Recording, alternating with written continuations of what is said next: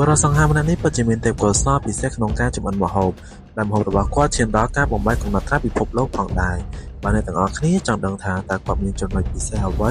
តោះតាមដានទស្សនាវីដេអូមួយនេះជាមួយខ្ញុំបាទទាំងអស់គ្នា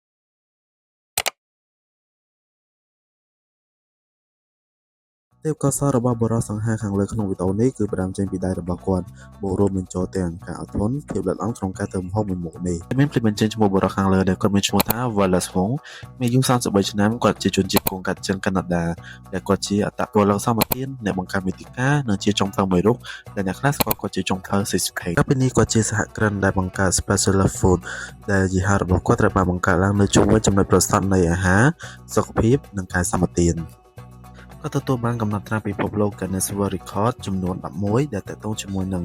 ជំនាញកាំបិតចិត្តក្នុងល្បឿនលឿនដោយការបិទភ្នែកនៅថ្ងៃទី6ខែកុម្ភៈឆ្នាំ2023គាត់បានបែកកំណត់ត្រាដោយចំណុចត្រសក់ដែលស្ដើងជាងគេបំផុតនៅពេលដែលបិទភ្នែកក្នុងរយៈពេល30វិនាទីនៅក្នុងកម្មវិធី Low Shoulder Record នៅទីក្រុង Milan ប្រទេសអ៊ីតាលីហើយថ្មីនេះបំផុតដែលមានបង្ហាញនៅក្នុងវីដេអូគាត់ក៏បានចូលរួមបំបែកកំណត់ត្រាថ្មីមួយទៀតដែលកាត់នំសាំងវីចស្ដើងបំផុត Low Guinness Break អ្នកកាត់ក្តីរបស់ Guinness World Record បាននិយាយថានំសាំងវីចត្រូវតែមានស្មារតីយ៉ាងតិច2ហើយពួកវាត្រូវតែប្រើប្រាស់តាមសមាមាត្រវាត្រូវតែមិនក្រាស់ជាង10មីលីម៉ែត្រដើម្បីបំបែកកំណត់ត្រា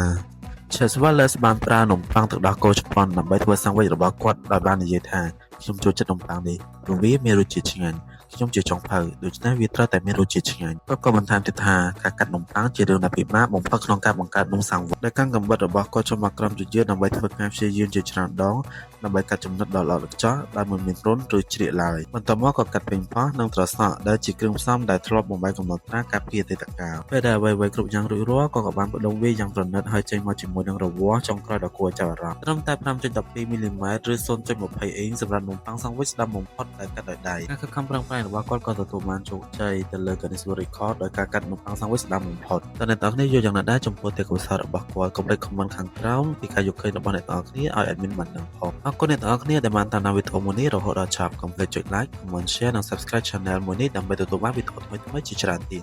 យើងនឹងជួបគ្នានៅវីដេអូបន្ទាប់